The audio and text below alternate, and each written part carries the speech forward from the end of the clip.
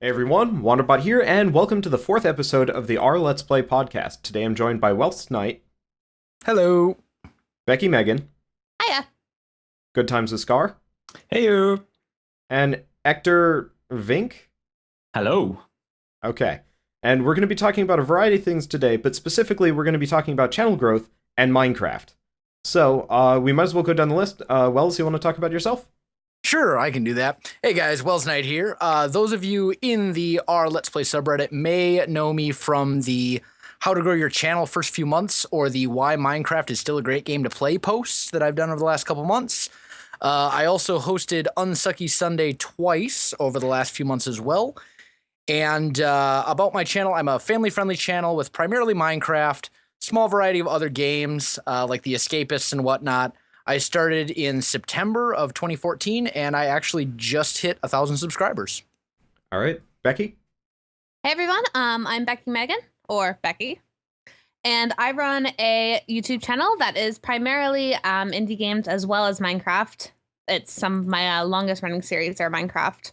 I've been Let's Playing for the last 3 years, maybe, and I wouldn't quite call it. It's not 100% family friendly. It's family friendly-ish. And I just passed 12,700 subscribers. Nice. Scar? Yeah, well, hello there, good time. Oh, wow, I messed that up. My intro that I've been saying for 3 years. I was all ready, and then I failed. Typical. Well, my name is Good Times with Scar. I run Good Times with Scar on YouTube and on Twitch. My primary focus of my channel is building, architecture, design in Minecraft. So we build primarily in survival. We've been kind of branching out a little bit in creative, and we build roller coasters, houses, and then occasionally we play other things like GTA. We're playing the game, some survival games right now. So yeah, so that's my channel. That's myself. And then Ector? Hello, my name is Ector Vynk. I've only just recently started YouTube, only about 2 months ago. Primarily, I'm very much Minecraft. I have a few series, survival, multiplayer, and I do a couple of other games, one of them being Super Meat Boy, which I'm just trying to finish. That's all, just trying to get to the end. Good luck. Yeah, it's hard. It's very I hard. have not even attempted that one. I'll do it someday. Ugh. Yeah, well, that's it. Yeah, just a challenge. All right. Now, if it's not immediately obvious, I picked all four of these guys and gal. Yeah, 3 of these guys and gal. There we go. For Minecraft, specifically because, except for Becky, all of them currently do a lot of Minecraft, and Becky used to do quite a lot herself. And so, I might as well just jump right in. How do you all handle your Minecraft content? You know, survival, creative, modded, and like, what works best for your audience? What works best for growing as a YouTube channel related to Minecraft and that sort of thing? I don't have a lot of expertise here. Well, I'll maybe start. For kind of growing within Minecraft is kind of the question, right? Yeah. You know, picking something. I would say, like, at the moment, it's mods. I think Wells would probably agree with me. Most of the major kind of YouTubers at the moment are doing a lot of mods. A lot of people are searching mods. People played vanilla for years. So that's mainly like the big focus kind of, I think Minecraft's at still right now is lots of mods. Let's Play mod series, survival modded. But I feel like there's still a pretty good audience still there that enjoys the survival aspect, especially when Mojang's doing updates, which they haven't been lately. So they're going to be starting with 1.9. You'll probably see a lot more survival gameplay starting up again. So people will be starting to search again for survival 1.9, stuff like that. So that's kind of where I think Minecraft is right now. What do you think, Wells? I think to build on that, I would agree that mods are primarily what's popular right now, at least as far as the survival Let's Play type stuff goes. I think there will always be a pretty big market for building in Minecraft because it's a creative game and people will want to know how do I make my stuff look good so that I can show it off to everybody else. But on the flip side of that, my most popular series is my vanilla single player Let's Play.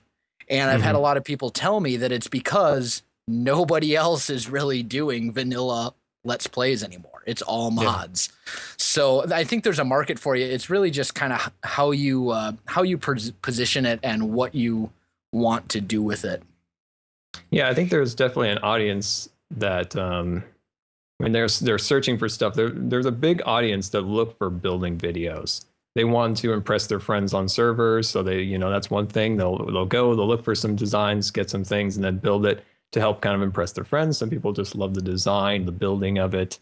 That's my most popular series is survival. My survival world that I've started in 2011. So that world has been going, and that's definitely the most popular, even creative or modded, from at least my audience. There's lots of different audiences out there, but survival is still popular. I think it kind of has its ups and downs, and I think it kind of goes along with how Mojang is doing their updates. Totally agree. Mm-hmm. So I guess I might as well ask Ector and Wells. So you guys started Minecraft recently. Scar, you've been doing it for a while, so I'll ask about that. But how did you guys get your start? Because Wells, you mentioned that survival. A lot of people have been complimenting you for that, and Ector, you're the token small channel for today. Yeah. Well, it's funny you should ask, because I was actually kind of a late bloomer when it comes to Minecraft. Mm-hmm. I played, I remember it coming out and going through beta and alpha, and I never touched it. And finally it came out on Xbox 360, and I was like, well, everyone says this is a great game. I better try it out. So I downloaded it, and I hated it. And I played it for about an hour, and I don't see what's so appealing about this game. The controls are terrible. I have no idea what I'm doing. And I basically just shelved it for years until I was watching YouTube videos, and I stumbled across the videos of one GoodTimesWithScar, who happens to be joining us, and I kind of developed an appreciation for it, and then I downloaded it on PC. And then I began to understand the simple beauty of Minecraft. So I kind of got started actually as a result of Scar. I drew a lot of inspirations from Scar's videos, and the survival and the building and the things like that. And in some ways, I wouldn't say that I shaped my channel after his, but I definitely have a Scar influence in my channel. A Scar influence. Yes, we'll just leave it at that. Scar influence. Yes. Hashtag Scar influence. So, what about you, Ector? Well, mine's actually remarkably similar, because I heard about Minecraft for years, but I never had a decent enough PC to play it. And like you, I got it on 360 first, but I loved it immediately. I immediately loved it, and I started watching YouTube videos, and it annoyed me that the 360 version wasn't as good, or I didn't have as many features. So I got I finally got the PC version, and again, like you, I found GoodTimesWithScar, and that was one of the very first kind of videos I saw, and because I couldn't understand how to build properly. I was having so much issue, and then I saw one of your videos, Scar, and you were doing scaffolding. I was like, oh my god, my mind is blown. Of course, scaffolding makes so much sense now. And and it just kind of grew from there. You just watch more and more YouTube videos, and just why wouldn't I want to, start a world myself and do the videos? The videos are kind of almost an afterthought for me. Just I kind of wanted to create a world, and the video seemed like a good way of going about that. If that makes sense. Yeah. And I guess Scar, Megan, seeing as you two are the more veteran Minecraft Let's Players, how'd you guys even get into guys? Probably go with gender neutral here. I'm not used to ladies. Humans. Yes. Humans. Political correctness. Or robots. How do you flesh bags? How did you two flesh bags get into Minecraft? There we go. Megan, do you want to go first?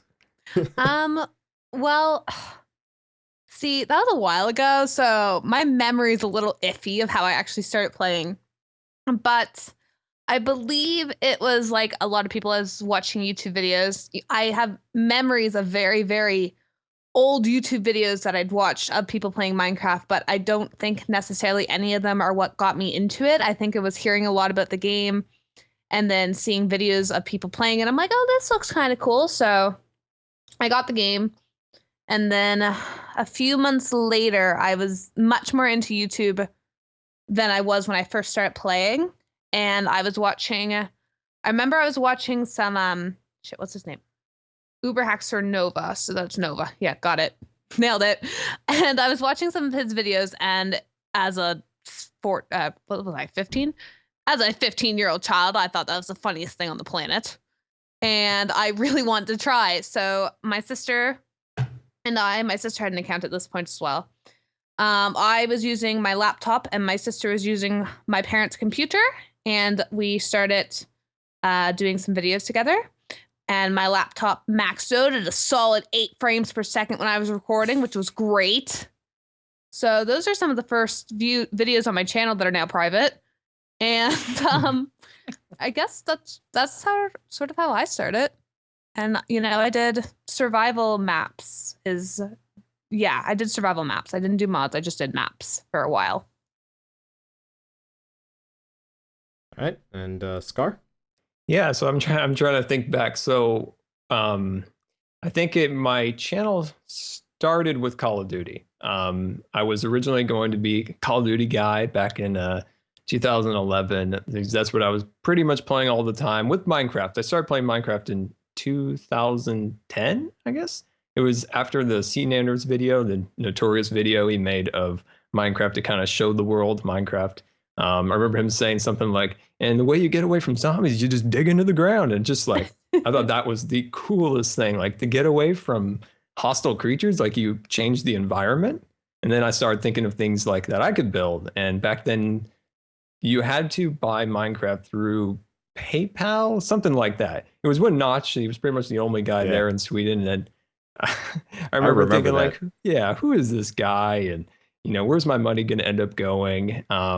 But then, you pull the trigger and your money gets converted into Swedish dollars. And then, ever since then, I've been playing Minecraft. I started the channel, like I said, in 2011. And I started with Call of Duty because it took me about 6 months to save up for ScreenFlow, because at the time I was on a Mac to record Minecraft. So I was having limited success with Call of Duty. But then once I was able to start recording Minecraft, one of the things I wanted to focus on was building. I wanted to do a Let's Play, but not just kind of like, walk around, build a little farm here or something. I wanted to build something where the Let's Play was focused on buildings, like large scale building. And from there, I started to start a world called Scarland. And then that's been going on strong since then with lots of different, worlds and series attached to that. But Scarland's been always a staple of the channel. That's a little bit about how I got started. Is all of your building stuff purely in survival? Are you actually getting all the resources for that, or is it sneaky creative stuff here and there? No, Scarland, you can see all the little places in it where I've completely taken out a sand biome, a desert, where all the sand's been excavated, massive. There's about I think there's 20 mines, but there's only 3 of them that I haven't covered over. A building's not sitting on top of them now, but yes, all survival in Scarland. And then I've started to make a creative world, a separate world. It's Scar World. So yeah, I love Disneyland. So I just kind of replaced, Disney with Scar. And so those are my, Scar World, it's kind of bigger scale creative. And then smaller survival is Scarland.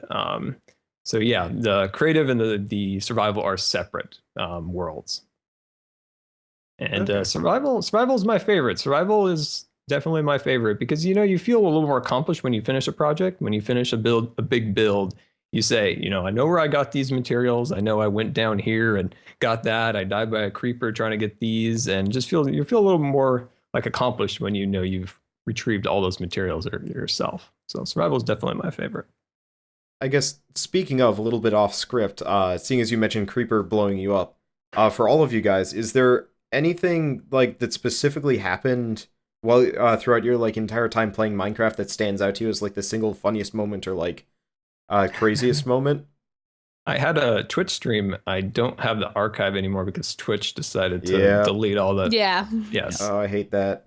And I was gone for a couple months, and I missed the saving, and it was a whole disaster. But anyway, I was terraforming around my fishing cabin, and it was on stream, and I fell through into my cave down below where the boathouse is. And I land down. I'm like, oh, like 1 heart left. I turn around and he's just staring right at me, a creeper. It blows me up, blows up the entire like redstone boat launch thing I had. Just completely like this whole thing of like falling through the ground, like about 30 or 40 blocks down into my cave. And then there's a creeper just right there. It's just right there, right where I fall. And then, just completely doing in my build there. But that was probably one of my best moments in Scarland because it was just a great like reaction of the whole thing. I wish I had that recording. Oh. Anyone else? I guess I can go. I've got Scar and I play on a server together called StudTech, which is a modded server, and I was doing a live stream on StudTech, and the base that I originally built there was an island in the sky. I built like a sky base, and then the fastest way down was to jump and land in a giant lake pond type thing below. And I was live streaming, and I was like, oh, I need to go get some more stuff, so let me just come down. We'll just ride the waterfall down and land in the pond. And needless to say, I missed the pond and kind of went splat on the ground. And keeping in mind that I'm a family-friendly stream, it was a very interesting moment because I was trying so hard not to say something or do something that would not be appropriate for my audience, shall we say. So apparently my face was priceless. But that's the one that probably stands out to the most to me just because of the audience reaction. I think that's something you get on Twitch that you don't necessarily get on YouTube. Definitely. Yeah. I watched that too. It was funny.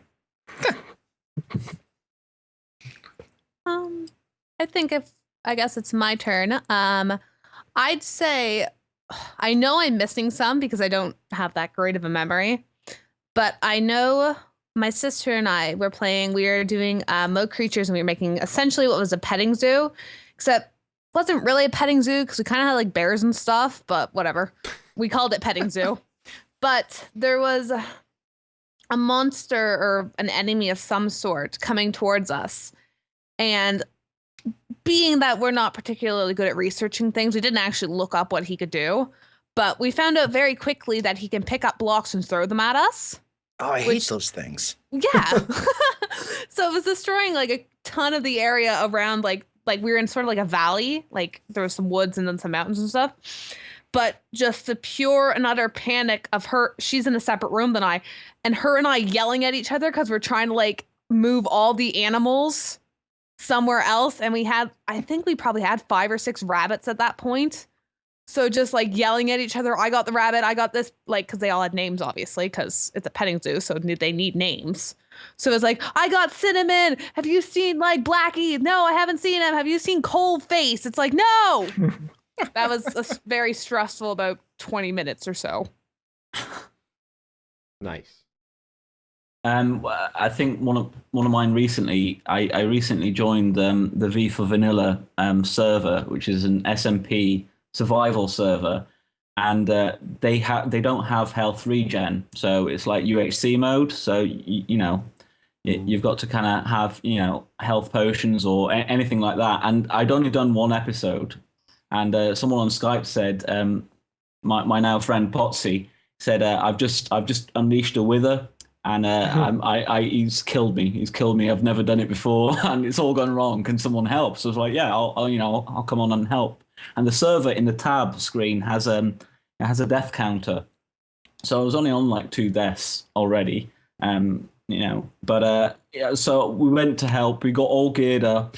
And the wither absolutely obliterated us, and he was over a lava stream. I'd eaten a notch apple, and I couldn't get to him. It was just a total disaster, and I ended up having to leave him behind. I'd gone up to like 22 deaths. It was just like a massacre, and I was like, I have to go now. I have to go now. I'm really sorry that I was not able to help you. So he had to kind of just wait around for other people to help him out. But yeah, that was a bit of a disaster, but good fun anyway. Do those things despawn, or do they just last forever if you don't kill them? They last forever. Oh boy. Ooh. Yeah. That sounds like fun. Yeah. Wow. All right. I guess one of the main questions that a lot of people ask as far as Minecraft goes, just to get back on topic, is like, how do you promote your Minecraft content? Because I mean, there's a huge number of people, I guess, like Scar, but that kind of sit on top of the SEO rankings. How do you guys get around that? And Scar, you can talk about this too, seeing as you've been largely successful promoting your stuff. Is it like just purely SEO, description, tag titling, clever advertising, that kind of stuff? I probably, when people ask me, hey Scar, can we get some tips? I usually tell them like, well, let's not do what I did, because a lot of the stuff I did originally was wrong. So I tell them, so just like, don't usually do what I did, because most of the time it was wrong. Originally, yeah, you got to focus on titles and descriptions. Tags to a lesser extent, at least I've found nowadays, because the search algorithm has changed so many times. It's hard to remember way back when it was one way, and is it a different way now? Because it's always seems to be changing, or at least it's been that way, for at least the current form, for a little while now. But originally, my titles were super awesome build. I don't even think I had Minecraft in there. But the day that I changed my titles and I named it Minecraft building, the day I added awesome into the tag is the day my channel actually changed, and I started to gain more subscribers by moving up into the ranks of the search results. But this was back in 2011, so there was less content out there. But yeah, titles are very important to your channel to organize them in the right way. Where Minecraft, how to build, if it's a real tutorial based thing, block by block, make sure you add these particular things to it. In your descriptions, it's a good way to make sure you write a little paragraph, just a little something in there about what you're doing, how you're doing it, because that's a big thing, is the description. Sometimes they're overlooked. Try to put what you're writing, like I write, well, hello, the Good Times with Scar here, bringing you a build on how to build, something along that lines. Be up at the front. For videos that you want to be higher up in the search. If it's just a standard video, because you want to make videos sometimes that are for your audience, and sometimes you make videos for reaching out a bit. So something that people are searching for, your audience will still like this, but this video will get out there a little more. You want to put a lot of effort into your tags, your descriptions, and stuff like that. Just make sure you don't put any tags in your description. No tags, just a paragraph. This is what I'm doing. Here's my good stuff. Here's my social stuff. No tags. You don't want to go back to 400 videos 3 years from now and have to remove all those. It will take you days. But keywords, you want to work in keywords, but using complete sentences in the description. That's one thing that I've talked with a lot of people about. And as far as this question goes, I did a write-up a couple months ago about why Minecraft is still a good game to play, despite the fact that when you do a search on YouTube for Minecraft, it returns 60 million results or whatever it is. It's probably, bar none, the most popular game on YouTube, at least as far as number of videos goes. So what you need to do if you're going to be promoting a YouTube video for Minecraft as a smaller channel, you need to target a specific thing within the giant that is Minecraft. Because if you break Minecraft up into smaller things like survival, creative, mini games, etc., then the number of other videos diminishes quite considerably. A lot of what we hear in the Let's Play subreddit about tags and descriptions and stuff like that, you actually have to pretty much completely ignore.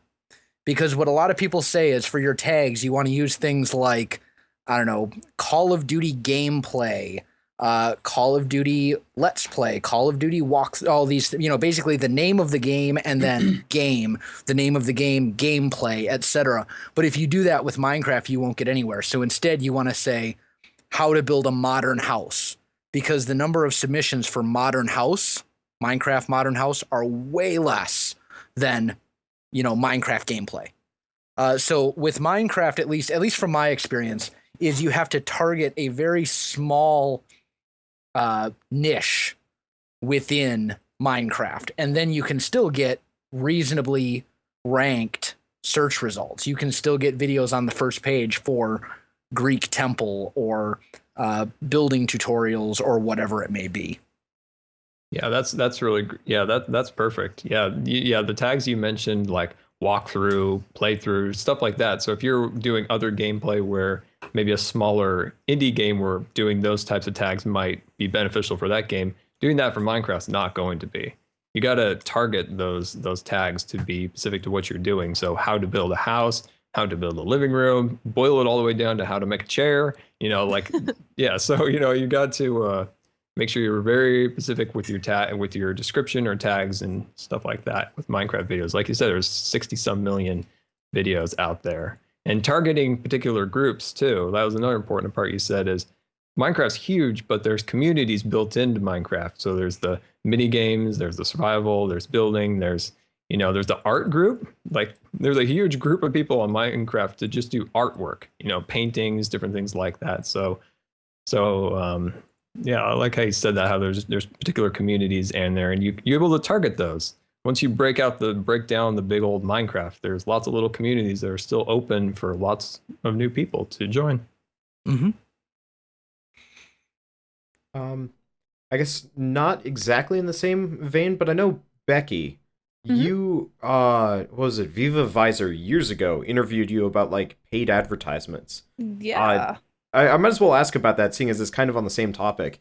And you're actually the only person I know who's ever done this. Weirdly enough, as the moderator of our Let's Play, you're the only person I actually know who's done that, done paid advertisements and then actually kept with Let's Playing.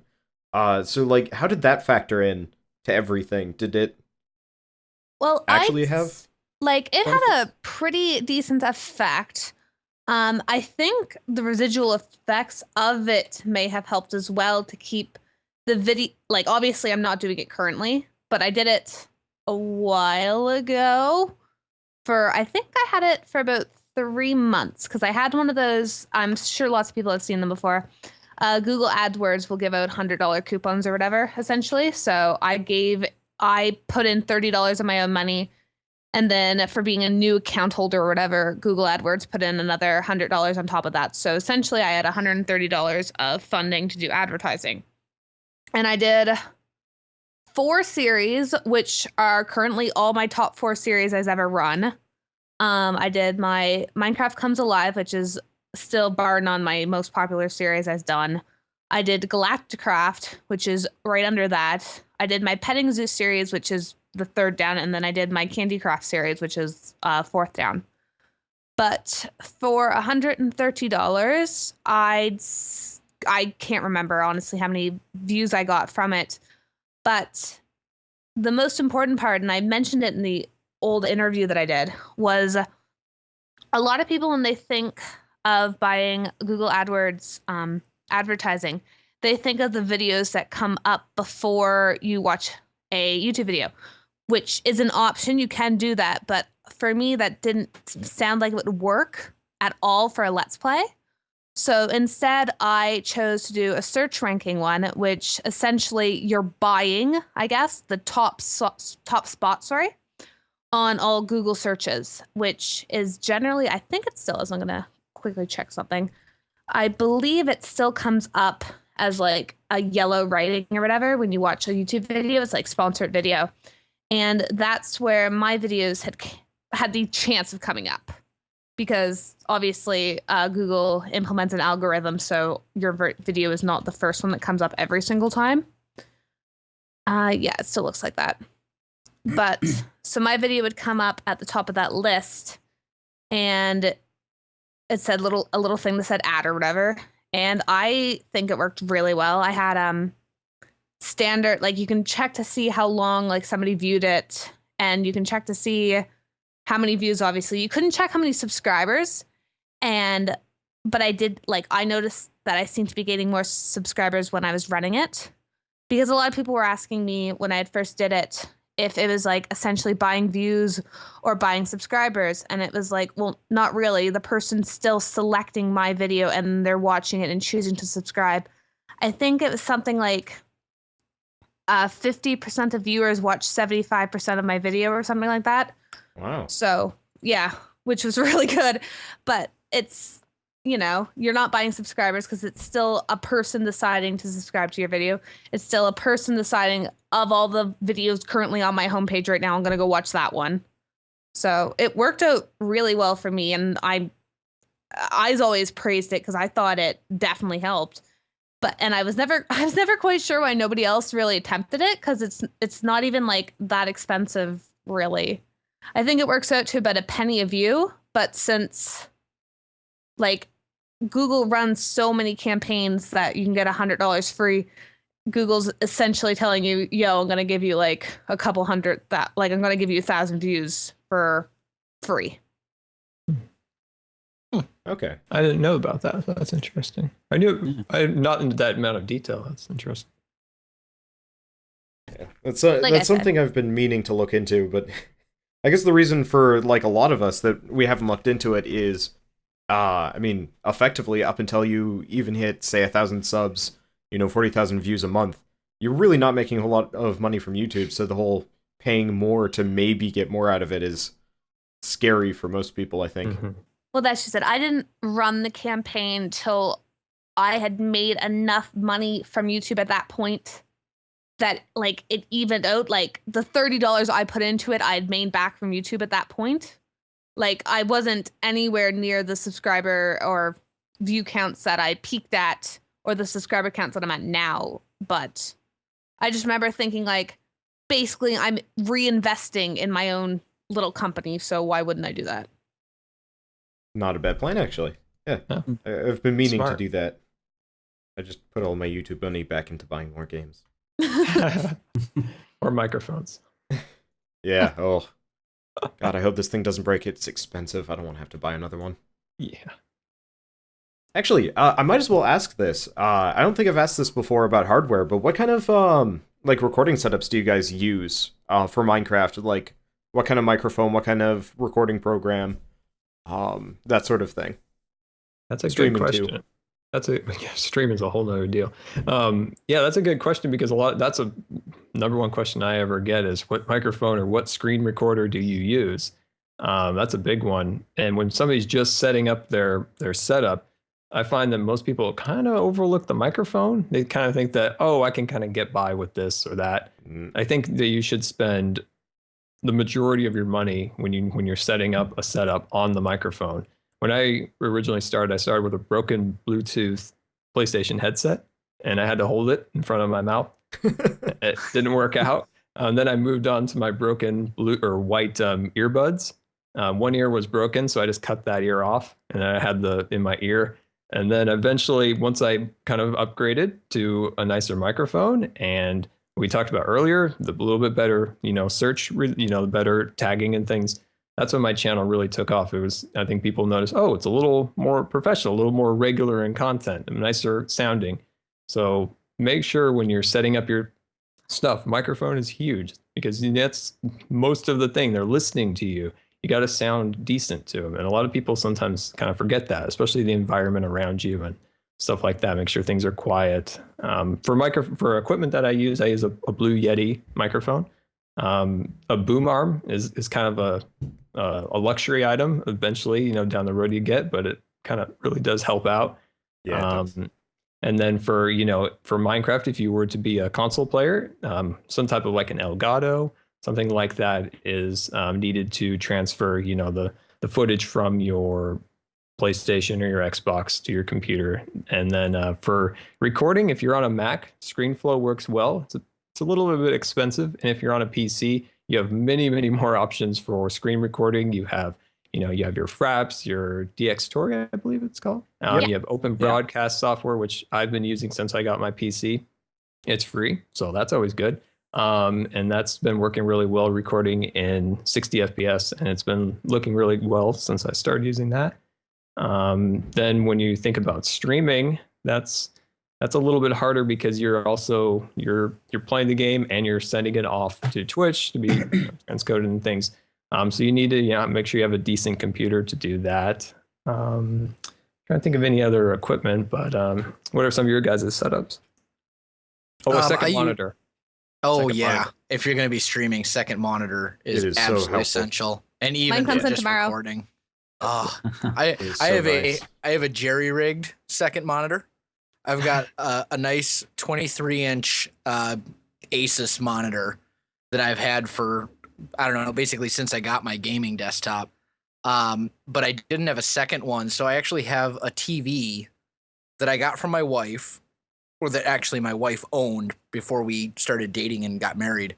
That's like a 15-inch Polaroid piece of junk with this like a broken stand and stuff, and that's my second monitor at the moment, but it works, and that's the important thing. As far as microphone goes, I use a CAD U37, which is kind of a budget microphone, like the Blue Snowball. It runs about $45, and it's not a bad mic for the money. It's actually a very good mic for the money. I use Marillus Action for recording, which runs about $30. Before that, I was using a free piece of software called Loilo Game Recorder, which is so simple that it's pretty much idiot proof, which is what I liked about it. I've used OBS, but my computer doesn't like OBS.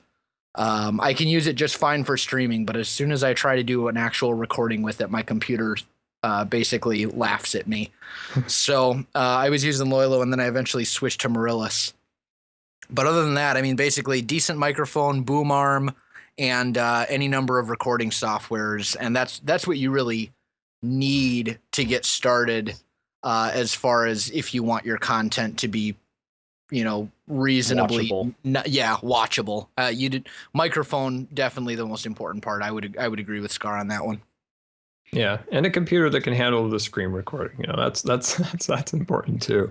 Yeah. Microphone, and then you do have to have a reasonably spec'd PC to Minecraft's not going to be super intensive, but you're recording of it, so you're also recording and you're playing, and then eventually you're gonna have to edit and render that out in a timely manner. So a decent computer and a nice microphone is it can be expensive. Doing this stuff can be very, very expensive, but you don't have to go crazy to start out. Just reasonable. Yeah, well, and the other thing to note too is that you don't necessarily need a super beefy computer, depending on the games that you're playing. Yeah. If you want to do pretty basic games like The Escapists is one that I'm doing right now, a lot of those simpler, less computer intensive games, you might be able to get away with a lesser gaming computer. Mm-hmm. Another thing that I do that I don't know if anyone else does this, or at least not anyone else that I know of, I actually render all of my computers on my laptop, or all of my videos, I should say, on my laptop. So my laptop is my rendering computer, and then my desktop is used for all the actual gaming and recording. And that way, when I am rendering, I don't have to basically let my computer go into paperweight mode for a couple hours. And that's part of the reason that I'm able to put out as much content as I do, is because my computer is still free even when I'm rendering a video, and that's such a time-consuming thing. Yeah, it is. I have that issue. I have to kind of just not really do much with my computer when I'm rendering. Why not render while you sleep? That's what I do. I upload when I sleep. Yep. Yeah, that's what I do. Yeah, I've done that. Fair enough.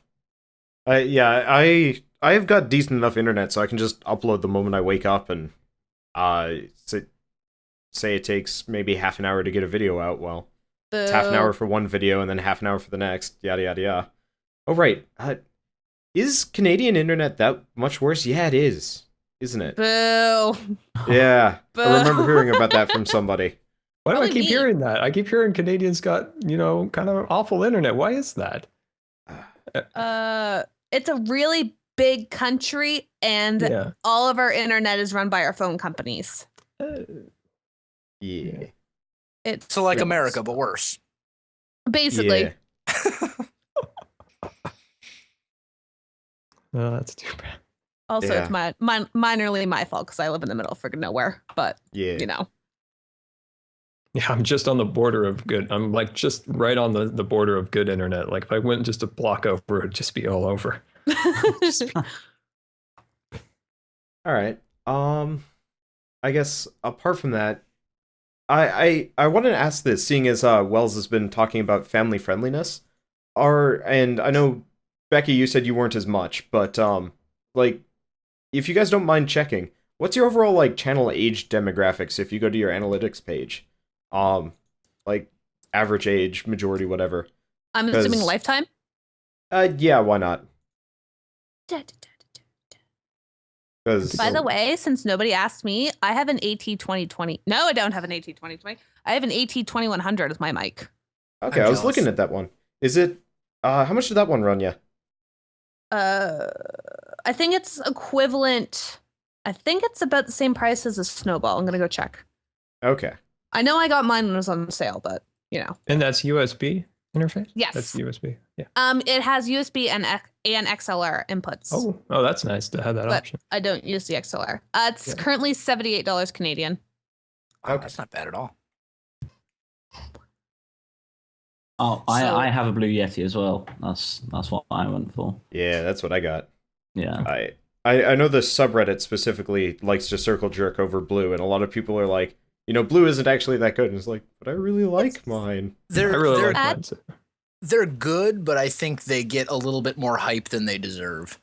Because like a Blue Yeti is a great mic, but an AT2020 is in the same price range and is also an excellent mic. Same with the Snowball. Snowball's a great mic. The CAD U37 is also an awesome mic, but it's $20 less. And it's not that Blue mics are bad.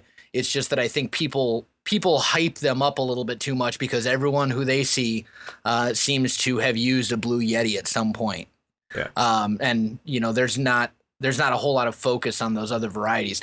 But going back to demographics, looking at my demographics, the majority of my views and subscribers and whatnot are in the age range of 18 to 24. All right. The second highest group is 25 to 34. And then 13 to 17 and 35 to 44 are essentially tied. Wow. So just pretty much mirrored mine. Yeah. Yeah, mine too, pretty much. Yeah, my 18 to 24 is I think it's pretty much the same. My 25 to 34 and 13 to 17 are pretty much the same. Like, I can't really distinguish the difference between those two. They are just like right there. And then just a little bit lower is 35, and then of course it goes down, and then it peaks at 65. Like, it kind of brings it back up. 65 is holding up the lead there. My 18 to I'm just going based off my the United States, because everyone else sort of has like way less views comparatively. But for the US, I have a peak at 18 to 24, and my 13 to 17, 25 to 34, and 35 to 44 are all basically the same. Okay. What's the male to female ratio? Mine? Yeah, Mine's 51. What are some of you guys? I'm at 79% male and 21% female. Oh, Vector, you didn't go for your demographics. Sorry. No, I was just going to say I'm so young a channel. There's not enough data to report. That's what it said. That's embarrassing, isn't it? Well, now I think actually now that I'm thinking about it, I don't think I got anything notable for demographics until 5 months in. I want to say I didn't really have. It was like I had them there, but it was like, 100% male. They're all this one person that's actually showing up in our system. And it took at least 3 or 4 months for me to even see anything. That's for sure. With demographics, you need a lot of views to actually be able to tell anything out of it. Yeah. And don't ever feel bad that you're the small fish in the pond. I mean, Scar's been doing this since 2011? Yes. Becky's been doing it since 2012? Somewhere around there. Yeah. Wells has been doing it most recently in comparison now is 2013. So just because you're new and smaller is never a bad thing. That's actually why I wanted you here. No, I was in 2013. I was 2014. You were 2014. My bad. Yeah. See, I think it's still 2014. I'm living in the past right now. That's our problem. Yeah, I started 6 months ago. But it wasn't until within the last 2 months that things really started, that I started to kind of gain that traction and stuff started happening and going up. And I think there's a lot of different reasons which we will probably talk about later. But one thing I have noticed is there's a lot more females watching than there was back in 2011. Like my was like 5%. It's 25% now. So there's just the diversity, especially in Minecraft, is huge nowadays. Back in the early days in 2010, you're right. it was like college guys playing it who were tired of Call of Duty. Modern Warfare 2 was horrendous at that time, and all these guys kind of switched over to play Minecraft till the next Call of Duty release. And then over the next year or so, the demographics just changed like crazy. It's interesting to see that, and it's cool to have such a variety of different people watching it. Get a lot of different perspectives. Depressingly, I'm at 7% female watching. I'm a very apparently misogynist channel. I don't even know. It's okay, guys. I got them all. I have 55% female and 55% female, 45% male. Come at me, bros. What? I've always kind of wondered if the world is so politically correct now that I'm turning that female demographic away by starting every video with, "Hey guys, Welsknight here." That's always just kind of been a question that's been in the back of my mind.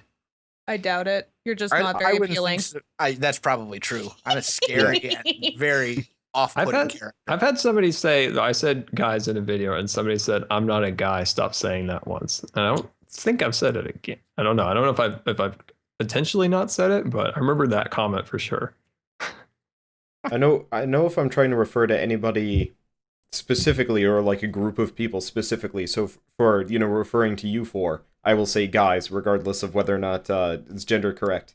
But I know I begin all of my videos and even this podcast with "Hey everyone," which is, I guess, my non-specific referral to a much larger group of people. It's weird. Language is weird. I go with guys. Yeah. FYI. I think guys are fine. Like that. I think it's commonly known that that's just kind of, "Hey everybody." Yeah. I don't know if any of you guys saw Geek Remix's video, and I specifically wanted to bring this up when she wasn't around, considering she's been on the last 2 out of the last 3 podcasts. But so she did a whole like video thing talking about like gender demographics, and like female channels, male channels, and stuff like that. It was actually really interesting because 90% of the guy channels, weren't even close to even a 75-25 ratio. It was much closer to what I have, somewhere between what Wells has and what I have. Whereas the female channels almost invariably had a 50-50 mix, with the one exception of the guy that did the Sims videos, who had I think it was a 55-45, but the opposite of what Becky has. That actually really depends on what kind of content you produce too, which is, I mean, it kind of makes sense. Like, I do 90% indie games, and I wouldn't be surprised if that's slightly a little bit more male dominated, just because mainstream. I don't know. That sounds wrong to me, but I don't want to sound sexist here, but that's just observation. It all depends on like what kind of content you're making. Like, a lot of my content, I have the benefit of I'm playing very female-friendly games. Like, they're games that girls will typically watch more of, and I'm a girl playing them. So invariably, that would draw more of a female audience than a channel that played more masculine games, more traditionally masculine games, and was a masculine person, like the person playing them. So I don't think it's that shocking. And I think it also, personality can be a big part. I think that's just what I think sometimes, certain personalities, different demographics will kind of go towards too. And I guess to kind of reel us back in for a little bit more for the Minecraft thing, I'm trying to keep us kind of on script, seeing as there's a lot of stuff to get through. Multiplayer stuff. I know Scar and Wells, you guys are on a server together. I know Becky used to do a lot of UHCs. How does multiplayer content factor into your channel? And is it I will admit I don't really watch any of you guys. But do you actually include a lot of multiplayer Minecraft stuff, or is it mostly just kind of for funsies with other people? Note to self: do another UHC sometime soon. I'm going to be on one on Saturday if you'd like to join. I might. I really do enjoy UHCs. We can talk about it on Skype afterwards. Guys, I'm gonna do another UHC. That would be fun. I think I try to keep a nice mix. I've got, let's see, of my 8 ongoing series, 3 of them are multiplayer. And one of them's the one I do with Scar. One of them's the server that Seneca put out in our Let's Play a couple weeks back. And then one of them is with my wife. And that one's just kind of for funsies. The one with the wife. We basically just get to derp around for 20 minutes at a time. But the other ones are very much about producing content, but at the same time, they're also very much about networking and building relationships with other content creators, which I think is a very, very important thing, especially when you're a small channel like I am. Perfect example, because I play on a server with Scar, I was able to call in a favor for my 1,000 subscriber special and have GoodTimesWithScar, who sits at 160,000 subscribers, be in my little 1,000 subscriber special, which is not something that most YouTubers would have the opportunity to do. So I look at multiplayer Minecraft content as a way sometimes to have fun and produce good content, but I also look at it very heavily as a way to network and build relationships with other content creators. Yeah, that makes sense. For those videos, do you actually like include the other YouTubers in the videos, or is it mostly just like you on the same server doing things kind of in parallel and like looking at their stuff in the distance? Depends on the video. Okay. There are some videos where we'll be off doing our own thing, and then there'll be some videos where we'll come together and, do something together. It really just depends on the video. Okay. Let's see. And I guess, Ector, do you do any multiplayer stuff? Or the server, the V for Vanilla server that I just joined, the no regen one, that's a multiplayer server, and I got invited from that because one of the guys on it, he saw a post that I did on Reddit on our Minecraft, and he kind of just ended up seeing my videos and kind of invited me over. So it's just nice because my other series were single player, because I was just started, so I didn't really have any kind of real contacts, but I was kind of fine doing that. So doing the multiplayer now is just nice because you're not on your own. It's just nice. Even if you don't have other people in your video, it's just nice to be able to walk somewhere and all of a sudden there's a building there that you didn't build, and it's just it's nice. And if you're recording at the time as well, it's just a genuine kind of reaction as well, which is great, I think. Okay. Yeah, again, things that I do not know about, but I guess as far as like group content, none of you have like specifically StudTech's only been going on for what, couple of months now, if even? Yeah, about 2 months, 3 months. Yeah, okay. I want to say it was. I know that I remember getting the offer to join over Christmas because I was in Illinois visiting relatives, and you guys had been going for a couple weeks before I was actually invited to join you. Yeah, it took me a second to remember. Yeah, it started about November. Latest November that Stud set that up. Okay. And that's definitely my first time ever really networking with anybody on YouTube. I'm like the hermit of YouTube. Like there's smaller channels that are well more known than I am, that I just kind of sit over here and do my own thing, to kind of the peril of maybe my growth of my channel. So in 2013, I really wanted to try to branch out a little more and try to meet other people and try to meet some people, like go to some convention stuff and try to set up a server eventually. And I was happy when Stud wanted to set one up and I wanted to join. And yeah, I think it's very important to network with people, and especially if you're in Minecraft, setting up a group. You see lots of groups of like the bigger guys. That's a big reason a lot of them just exploded, because they were all in kind of a group. And they could all kind of promote each other as they would kind of grow. I'm kind of a loner, so I just kind of sit here and do my own thing and kind of had a slow growth. But networking is very important. It's something that I didn't do much of until very recently. Okay. I guess kind of speaking on that, seeing as you were mentioning the whole like group growing together thing, and especially for you, Scar, seeing as you're a fairly large YouTuber, this is a common problem like people will talk about with like sub for sub or people being in other people's comments advertising. Do you have to deal with that much, or is it kind of?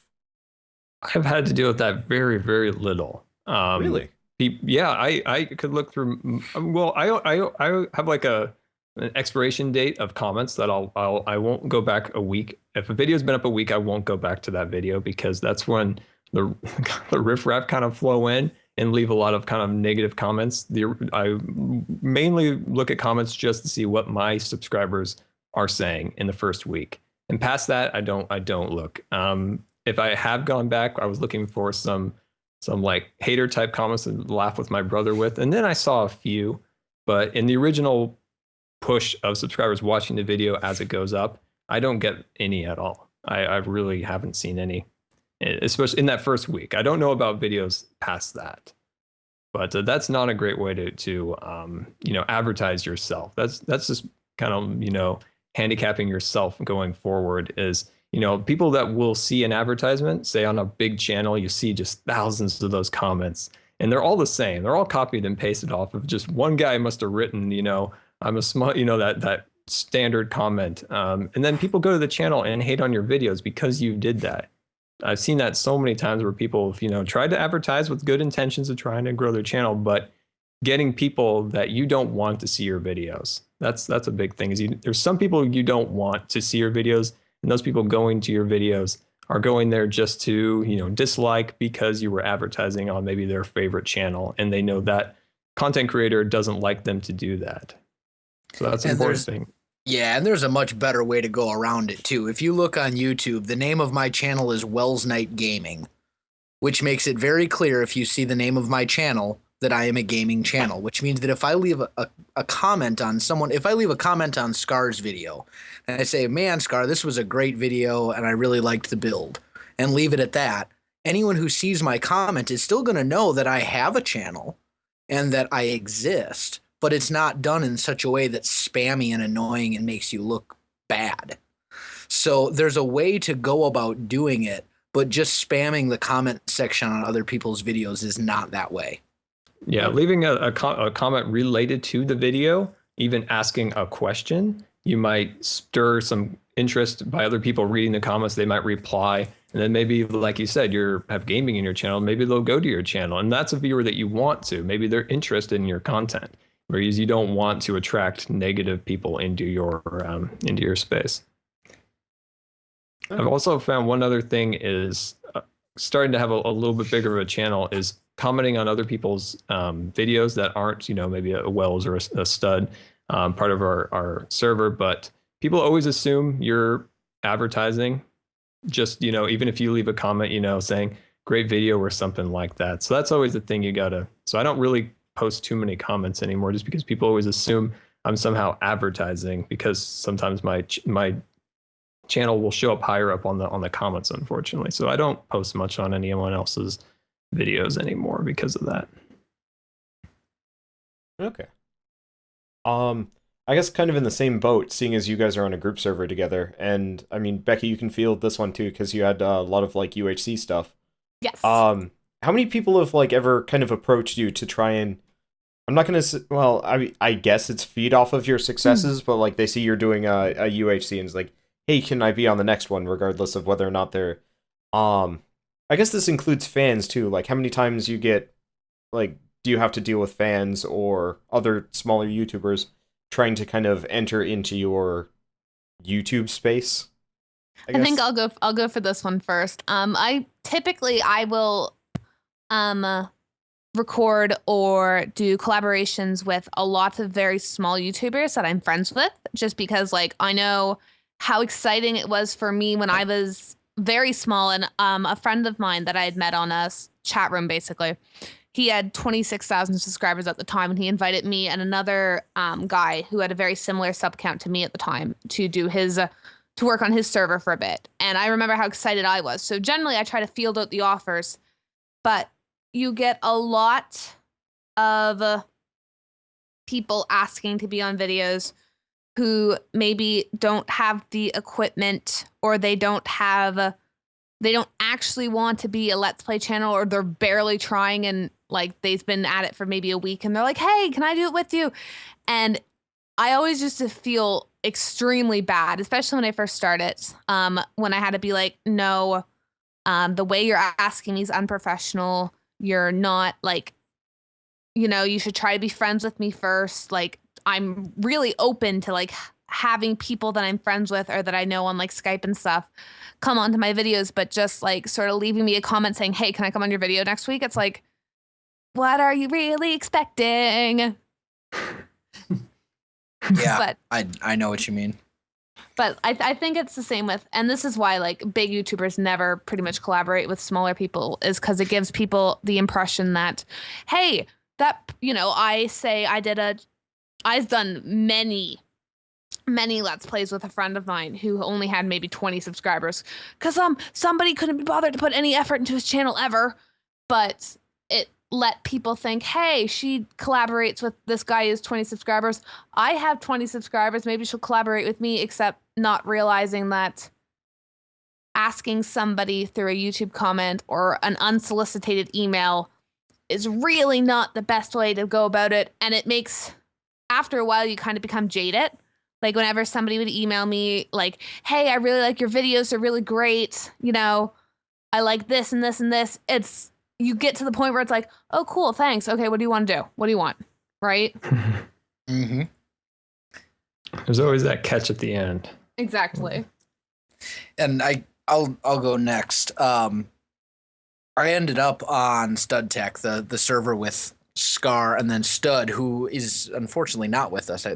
We actually probably could have asked him. But anyway, Stud is also a reasonably good sized channel. He's at about 40,000 now. And the way that I got on StudTech totally breaks everything that you've been told about how to not get a collaboration. I basically asked, and I just straight up asked, and it was terrible. But there's a way to go about doing it. At the time, Scar was streaming, and Stud was in the chat section. And I had been watching the videos, and I said, hey, Stud, are you still looking for people to add to StudTech? And he said, well, yeah, I am. And then he and I started talking on Twitter, and eventually he looked at my channel and liked what he saw, and the rest is history. But the key there is that if you're going to ask for a collaboration with someone, whether they're much larger than you or even much smaller than you, you want to develop a dialogue first before you get into, can I be in your video, or do you want to do a video with me, or something like that. It's about building that relationship and getting a dialogue going. Even now, I'm at 1,000 subscribers, and I've still had 5 or 6 offers just today of people saying, can I be in your video? Can I play on this server? Do you want to do a collaboration together? Stuff like that. But there's no pre-existing dialogue there. It's just like a cold call. You hear in like telemarketing about cold calling people, hey, answer the phone so I can try and sell you this product. That's the same basic principle. And that's not the way to go about doing it. You want to get that dialogue going first. Mm-hmm. That's very true.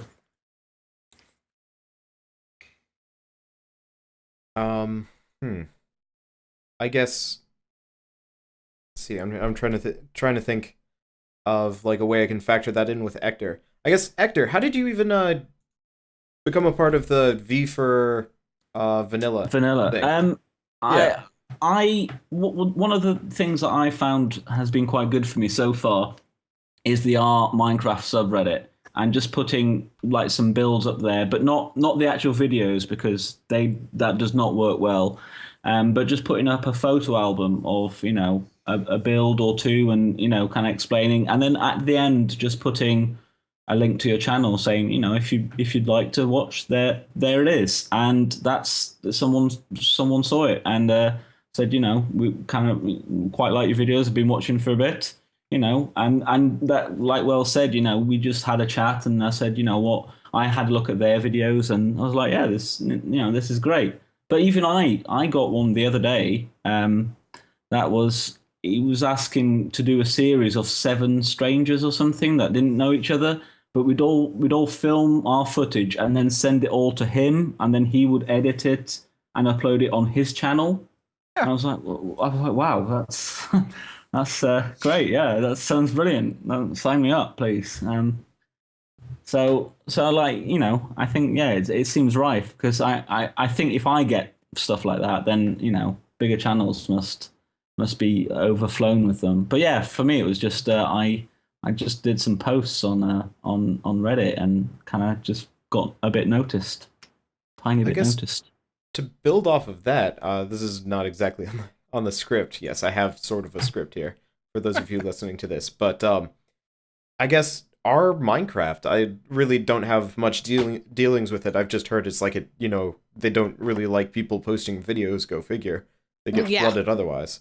Do you guys have any dealing with that? I know I saw Wells, you had a turkey submitted there, and that was about it. Is that place generally? Oh, it looks like there are a couple of things here and there that you've specifically posted that have done well.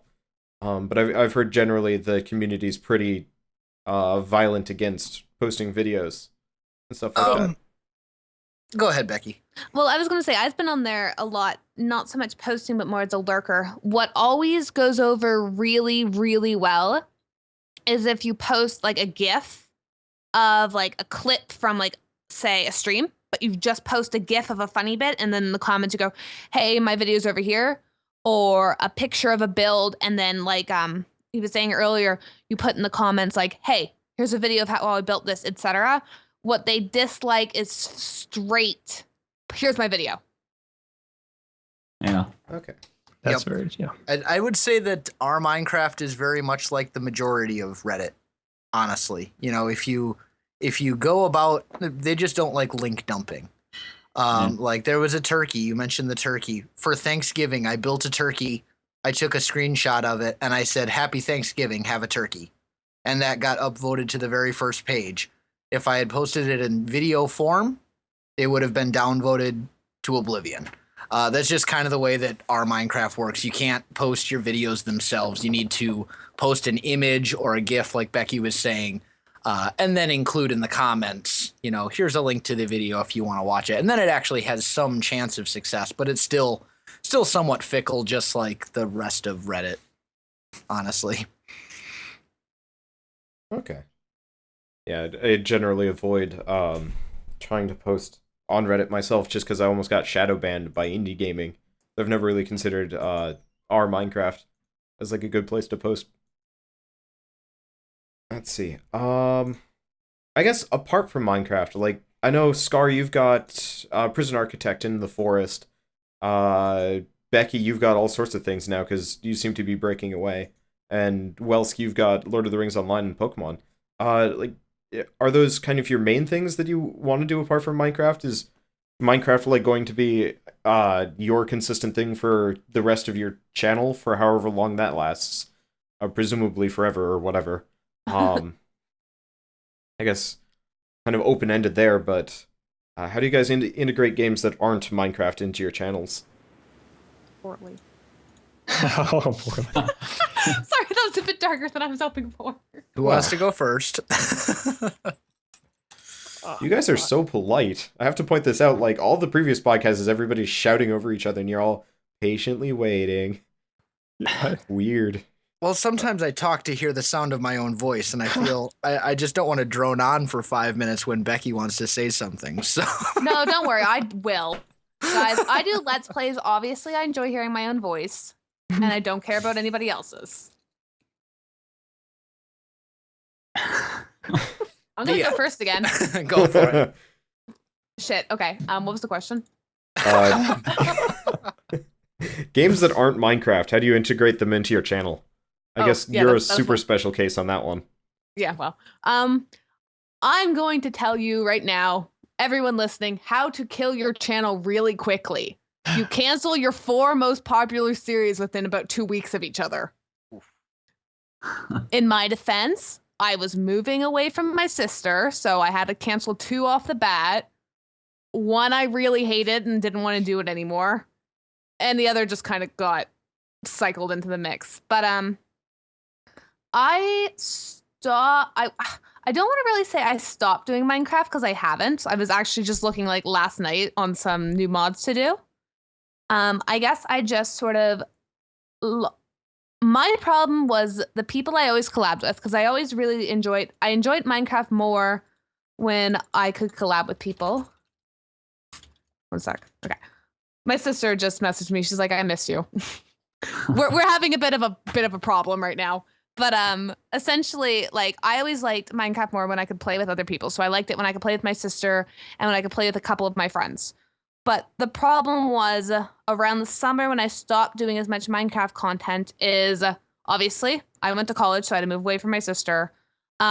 The friends that I used to record with all moved, so they're sort of in like time zones that really can't like get together anymore. Like one of my friends is now on a 12-hour time difference than me.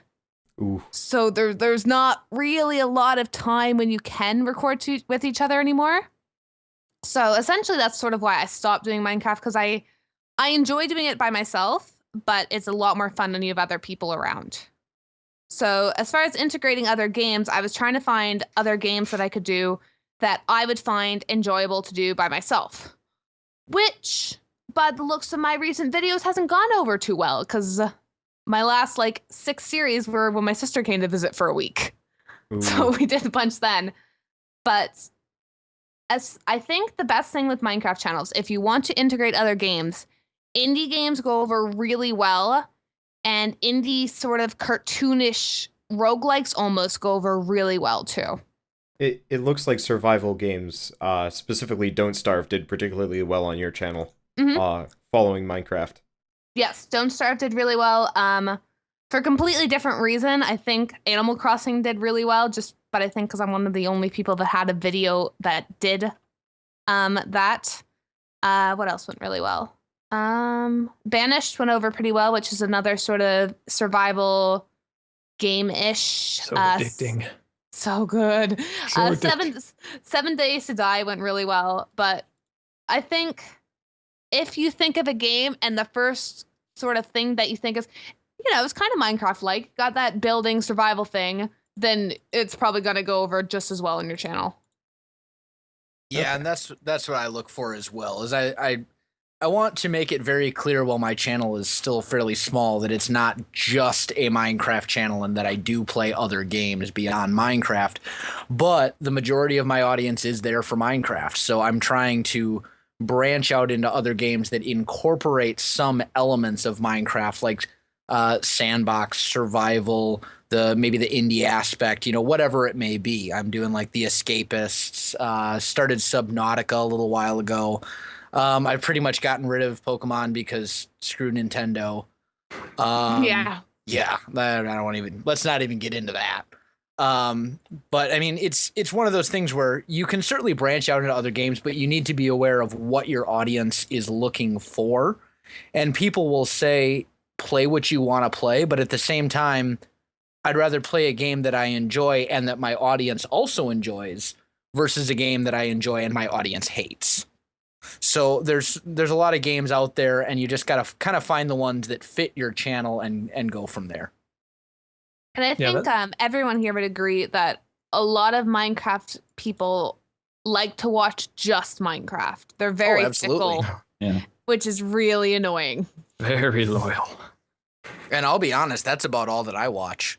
As far as there's a handful of other games that I watch, but I'm not watching it for the game. I'm watching it for the person.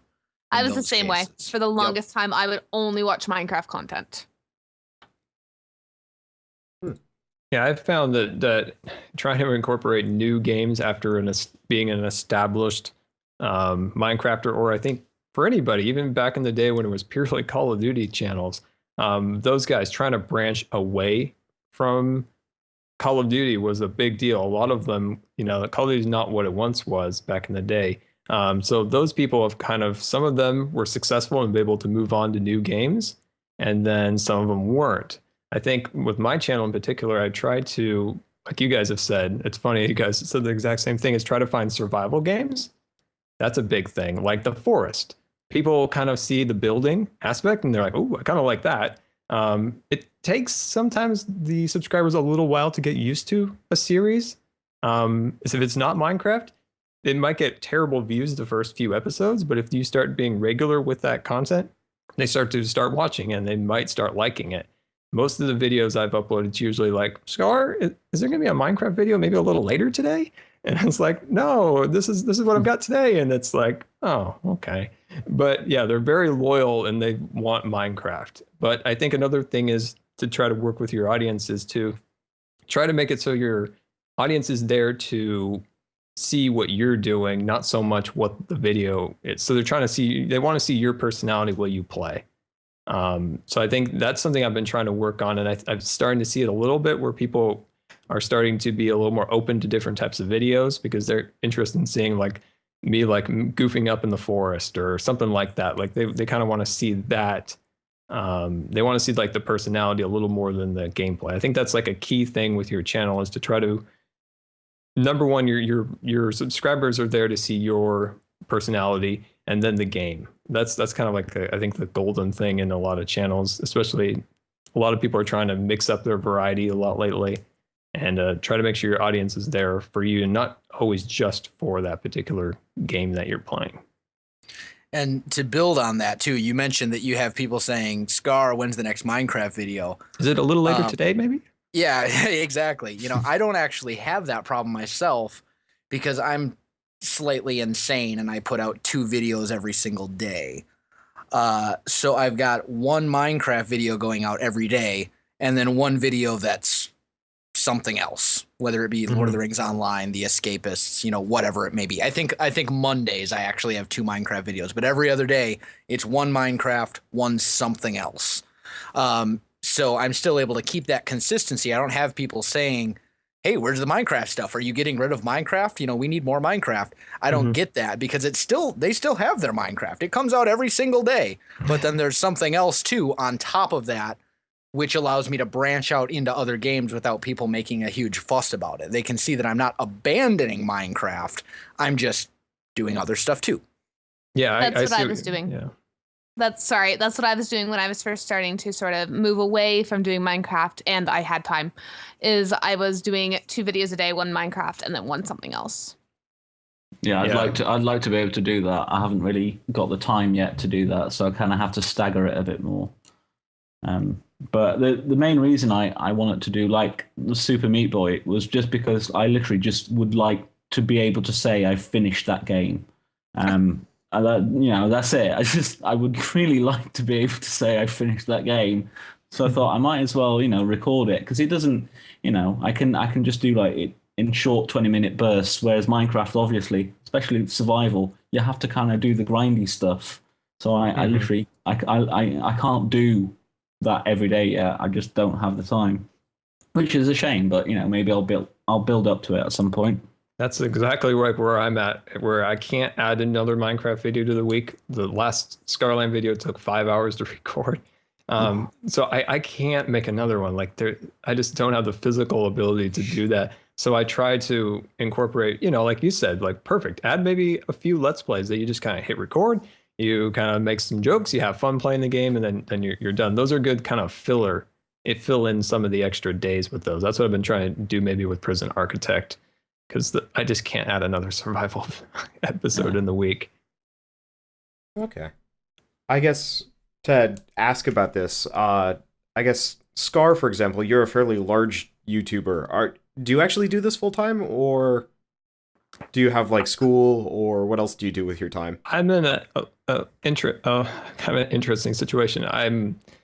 My full-time job is my health. I have a neuromuscular disease that kind of prevents me from doing anything really else. I found kind of very, very lucky that I can do this, and I can't hold a job. I can't go to school right now. This is being in a wheelchair and stuff like that. It prevents me from doing pretty much about everything but play video games. Like that's something that I can do. And then making a channel and actually being productive doing this, that's kind of where I am. Like my full-time job is my health, maintaining that every day. And then YouTube is kind of a side hobby that's could potentially become kind of a career. Okay. So that's kind of my position where I'm at. Okay, yeah, I was going to ask about that, and I didn't know if it was a touchy subject. No, it's definitely not. I originally started my channel probably almost 2 years without ever mentioning it, and then when my health kind of consumed me in 2012, or that was about a year or so, then I started bringing it up because I was gone. Like I was just gone for like a month when I was in the hospital, and people were like, "Where's Scar? Where'd he go? Is he done?" And then so then I thought, you know what, I probably should try to let people know, and it's a good way because it's some people can relate, and then it's a lot of people have kind of maybe in the similar situation, and then they can kind of see me do this, and then they've kind of got inspired to do it themselves. So yeah, so it's try to be personal with your audience that does good stuff. Yeah, that is actually really cool. I know actually the only Twitch streamer I follow is sort of not exactly in a similar situation. No Hands Ken, who I think broke his back a while back, but uses like a mouth device to stream like Diablo and World of Warcraft and stuff like that. And I don't know, that's about the closest I come to that. But I still think it's awesome that YouTube and Twitch streaming and whatever actually provides you with stuff. I'm sure you'd be fine without it, but you know. Yeah, it just it gives me something to do and something to kind of feel productive and getting something done. Yeah. So for the other three, you guys are all students, right? No, I'm not. My professors would probably say no. Okay. So Ector, do you work like a full-time job or something? Yeah, I kind of have like part-time jobs that I kind of dip in and out of when I can and when I need to. So I kind of do it around that. Basically, that's what I can do. So I'm self-employed basically for one job and not so much for the other. Okay. I guess seeing as that's similar enough. So I know Wells and Becky, you two are students, and Ector, you are like a part-time worker, all over the place type thing. How do you balance YouTubing into your life? Do you reduce your social life?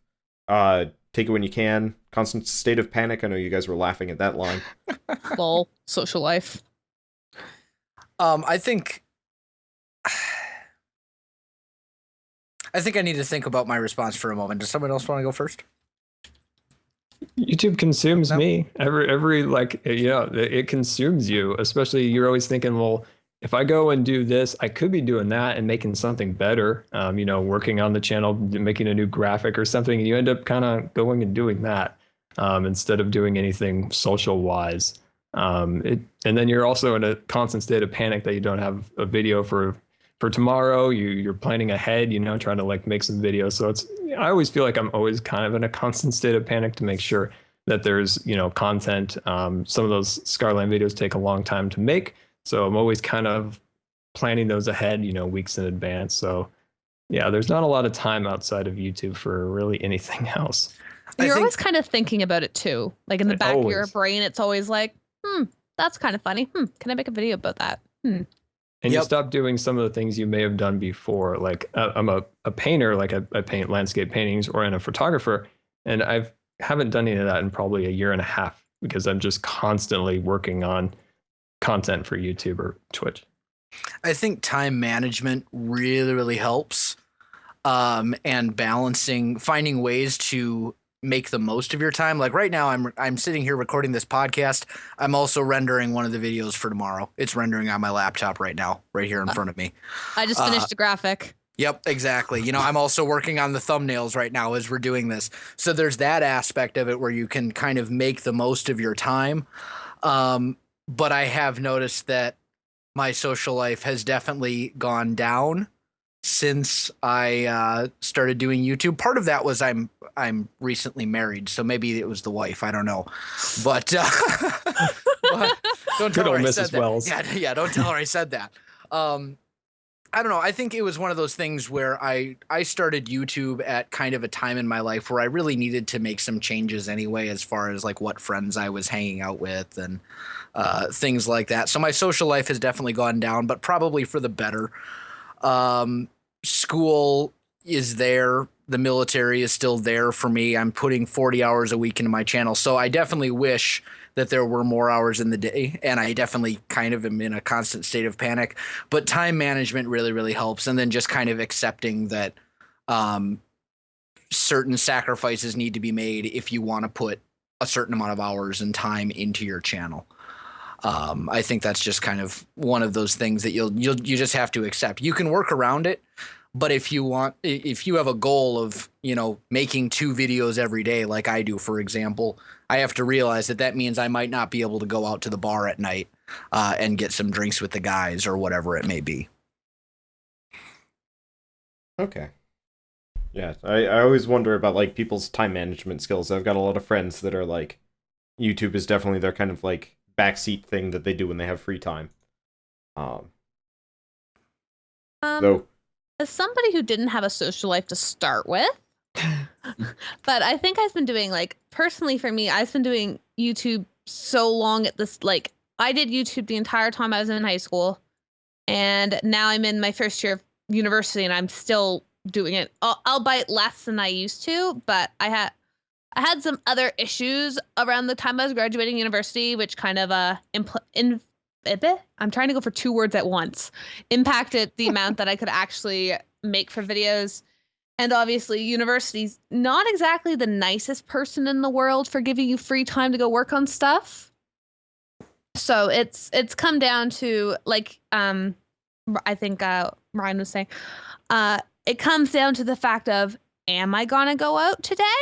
Nope, gonna go do this video instead, because, I gotta go do that. And, like, for me, I have the benefit of I now live in an apartment by myself. So if I decide at 1 a.m. that sounds like pretty good time to record right now, could go record. I have very thick walls, FYI. I'm jealous. My last apartment had paper-thin floors, actually. The walls were fine, but the floors were bad. So we'd be recording at 11, just playing something. Neighbor downstairs would, I don't know what he had, but it was like a giant metal box in his room, and he just started beating it with his fists. Trust me, I have no idea how because, like, I'm not paying that much for the area I'm in. And, like, the first few weeks I was here, I was absolutely terrified that, like, when I was recording or streaming or whatever I was doing, that I was being too loud. But, like, as far as I can tell, my bed is right next to the apartment next door is, like, television, and I can barely hear it when I'm laying in bed. So It's like, I have maybe heard the person next door talking maybe once or twice ever. Oh, you are so lucky. So either that, or I'm extremely loud and everyone else is really quiet. Okay. I can literally hear everyone. I live in London and I live in a flat, and the noise is terrible. So I kind of have to.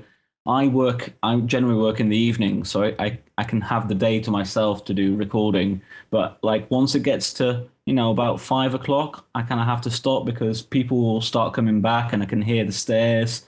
So in several of my videos, like you can kind of vaguely hear some stomping.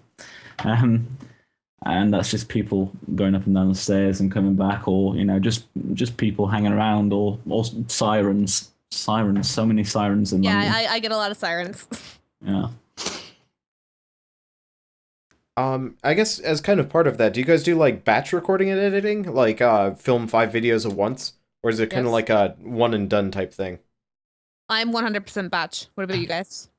I do some of both. I usually do batch recording, but it's not batch recording of the same game or series, because I have multiple different series going on at once. I think I said earlier I'm in 8 different series. So what I'll do is, if I'm batch recording, I'll record an episode of one, and then I'll look at my schedule and say, okay, the next video I need to record is this, and I'll go and record that, and then I'll record the one after that, and so on and so forth, until I've worked through 3 or 4 days worth of videos, which are all different games and series and whatnot. Guys, Welsknight is basically me like 2 years ago. And much cuter, right? Yeah, definitely. Puberty was not nice to me. I have pretty much a 1 to 2 video limit. Like Wells was talking about earlier about time management. I have a lot of energy management. If I push myself too far, I can get really sick. So it's kind of, what do I have today? How much energy do I have to work on this? So I kind of have to manage like what I'm going to do today and tomorrow. And if I have the energy to make that video. And so it's kind of have to manage that so I don't get sick and then not be able to make videos at all. So it's all kind of energy management that kind of keeps me at how many videos I make. Two is my absolute limit. Nothing any more than that. I usually feel it for the next couple of days and not able to really make any videos past that. Now, is that specifically like the active recording, or is it like the building stuff too wipes you out? It's talking. Talking is Okay. My diaphragm's very weak, so it's kind of hard to talk. So so that kind of wears me down. So that's what I manage the most is kind of like what I'm going to talk and then what time of day that I have free from different things to record within. So it's all kind of managing, mainly talking. Okay. Well, in that case, I'm sorry for having you on for an hour and 45 minutes here. It's fine. No, okay. I can manage I'm pretty used to this stuff. I can manage it now. Okay. Good. Hate to have you get sick as a result of being a guest here. I will not. Okay. No. Good. No, this has been a pleasure. Thank you so much for actually having me on. This was a lot of fun. Yeah. All right. I guess we're getting to the end, seeing as, hour and a half is usually a good stopping point. Last thing I'd like to ask is, anything else you're looking forward to this year? Anything cool happening on your channels? Or games coming out that you want to cover? I really want to go to Minecon, just because it's in London. So I really want to go. Yeah, that's awesome.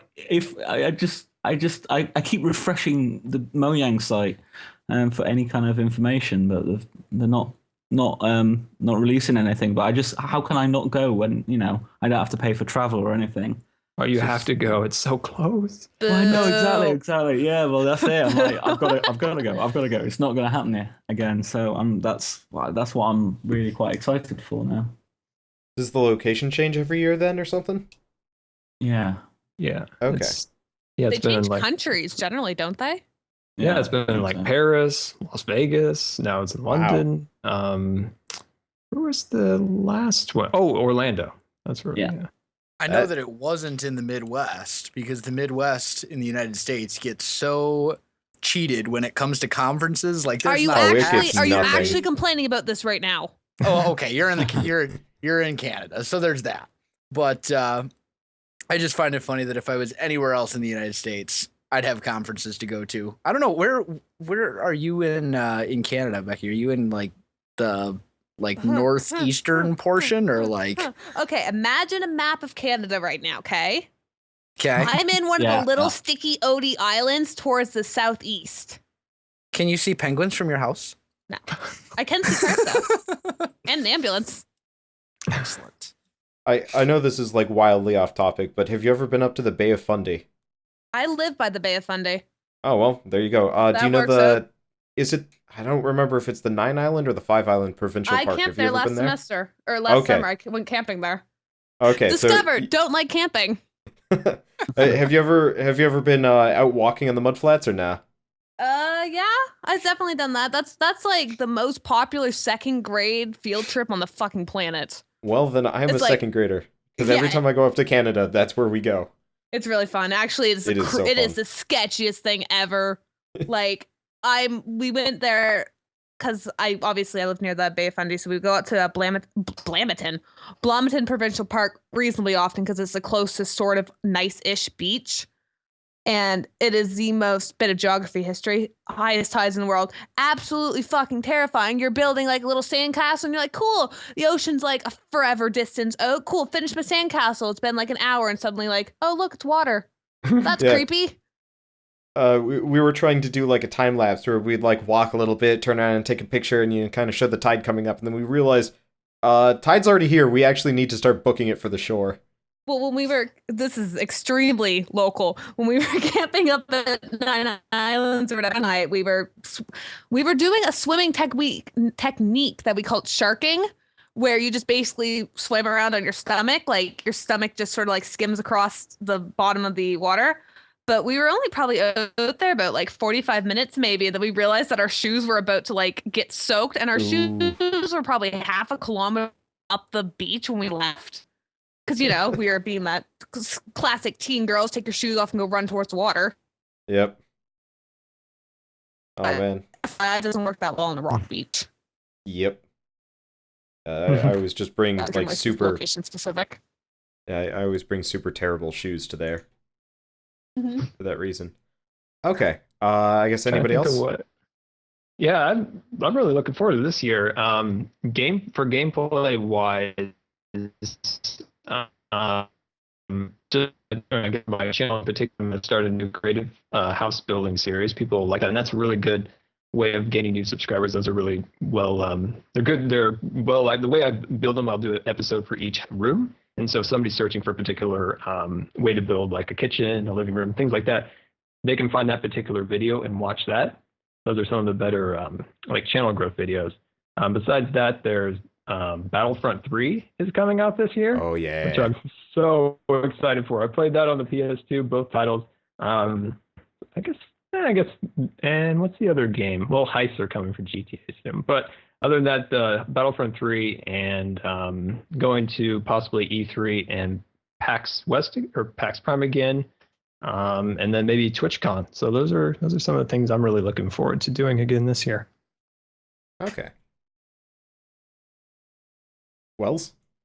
I'm just looking forward to just kind of seeing how this thing goes. I mean, I've been at YouTube for 6 months, and as I said in the very beginning, I just hit 1,000, and I'm interested to see how far I can get over the course of 2015. I'm sure I'll keep doing Minecraft. I'm sure I'll keep doing indie games and rotating things and trying new things and meeting new people and all that fun stuff that I've been doing for the last 6 months. But I'm just really excited to see how far 2015 can take myself and the audience that I've built up over the last 6 months. Okay. To infinity and beyond. None of you guys are going to PAX East. All right. I get it. Oh, no. Yeah. I'd love to. They shouldn't put PAX East during the school year. Yeah. That's their mistake. Yeah, that would make sense. God, I hated having to go to conventions in the middle of the school year. It's like, all right, so this entire weekend is dead. Homework. Shit. Yeah. Are you going Oh, yeah. to PAX East? Yeah, Oh, nice. I live like 20 miles from there, so it's like, all right, I can just Oh, wow. hop on a bus. Yes. It is super nice. Yeah. I live about 2 hours from Seattle, so PAX Prime is pretty close to me. It's Yeah, I didn't have that great of an experience, so I kind of want to go again to see if I can have a little bit better experience. I got like trapped in an elevator for about 4 hours. No. Shit. Not four, but it was 2 hours. 2 hours. Two. Okay. 2 hours stuck in there. Wow. And security was so like, they like you'd think they would be like a little nicer. Yeah, so I want to have a better experience going there. It was like the elevator malfunction with like you and a couple other people in there, or no, they what happened was the overflow parking garage. They decided to lock that elevator, and then we were trapped on the floor that we were on going in, and we got trapped on it going out because I couldn't take the stairs, so I was kind of stuck on the level, and I couldn't go up to the next level because like the cars were constantly going through there, and it was really skinny. And then security had to like go and like unlock the door, like the elevator, because the button was broken, so they had to open it, and it was a complete disaster. Wow, that just sounds awful. Yeah, I didn't go the next day. I was just like, no thanks. You'd think they'd be a little bit more in a rush of getting people out of an elevator. It's a guy that had he got his leg broken in like 5 places in the war, and he's like, I know what this feels like. I will fix this for you. He fixed it. He was able to get the doors open and all that stuff. But it just takes somebody who kind of cares once in a while. Yep. Get something done. Let's see. I guess that's pretty much it. Unless you guys had any other. Ector. Oh yeah. Well, Ector said Minecon. Yeah, Minecon's my biggest one.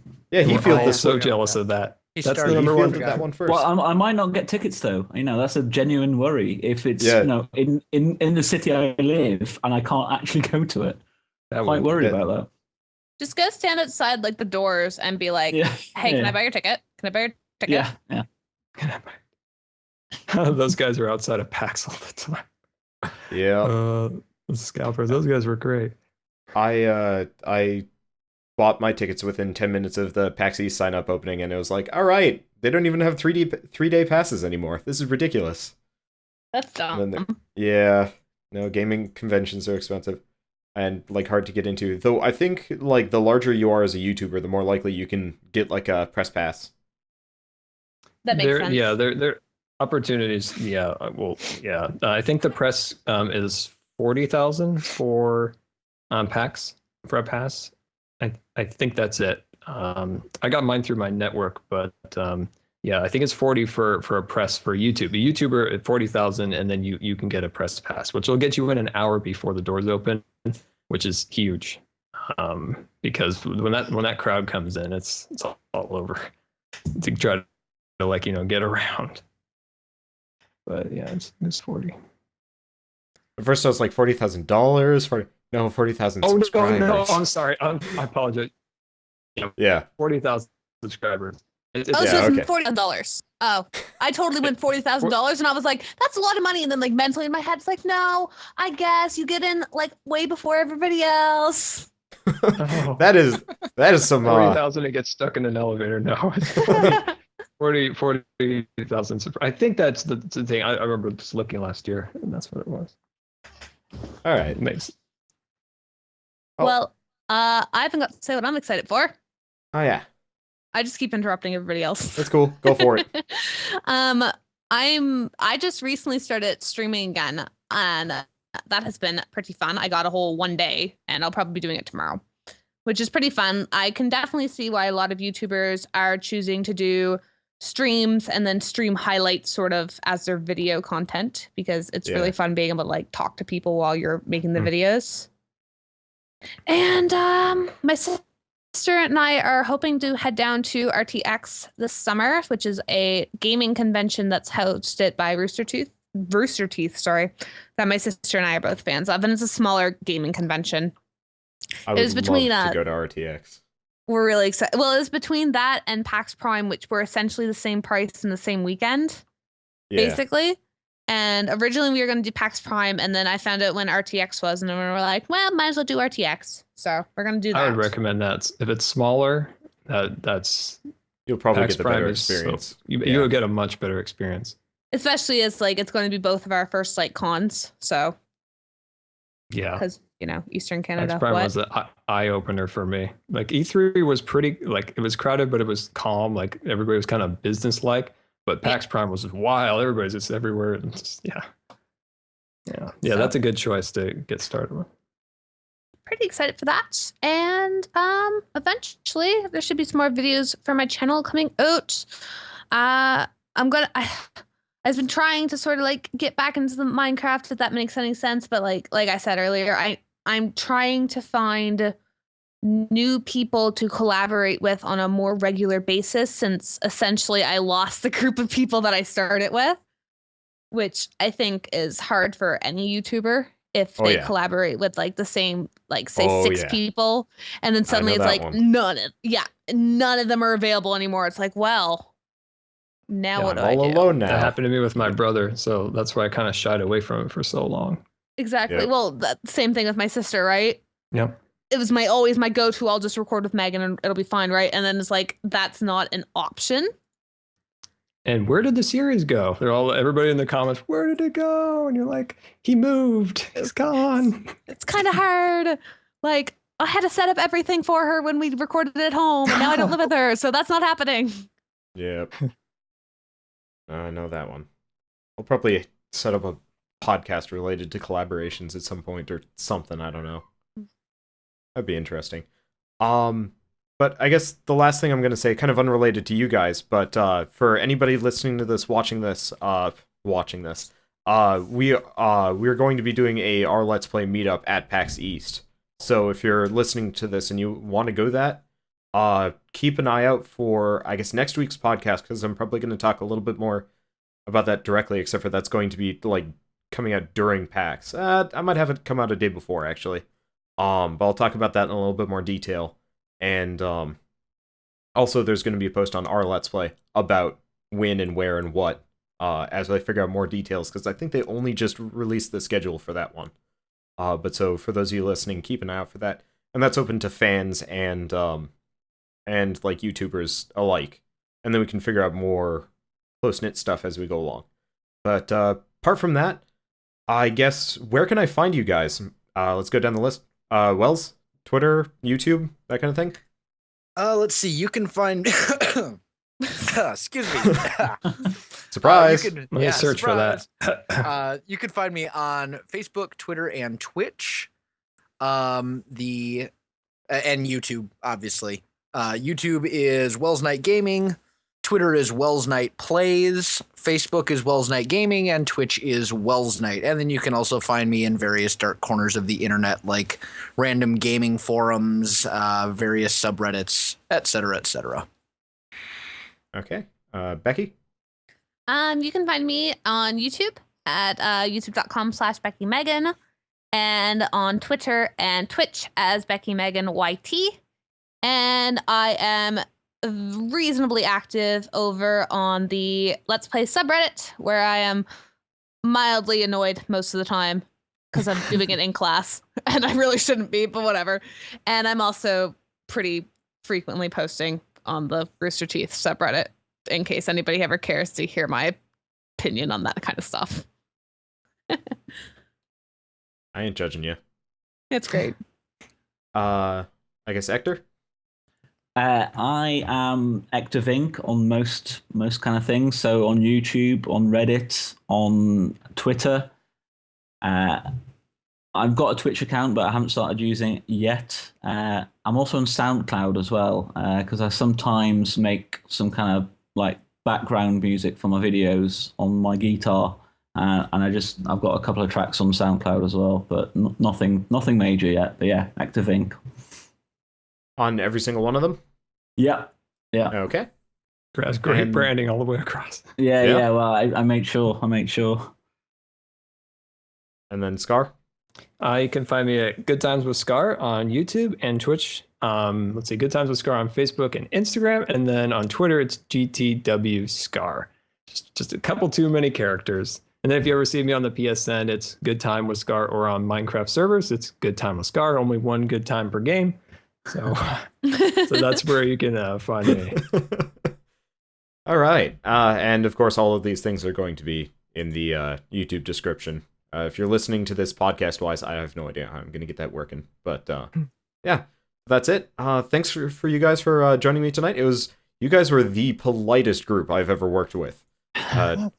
First one was yelling. Second one was just talking over each other. Third one was, well, two guys talking the entire time, but it was an interview more than anything. And you guys were extremely polite, which is awesome. It was probably the most organized podcast I've done yet. I guess with that, well, thanks for joining me. Thank you so much. Thank you for the offer. It was a lot of fun. Yeah, thank you. Anytime. Very easy to organize. Anytime. Yeah, now everybody's talking over each other. Whatever. Who cares? I must have the last word. All right. Bye, everyone. Bye. Thanks for watching. Bye-bye.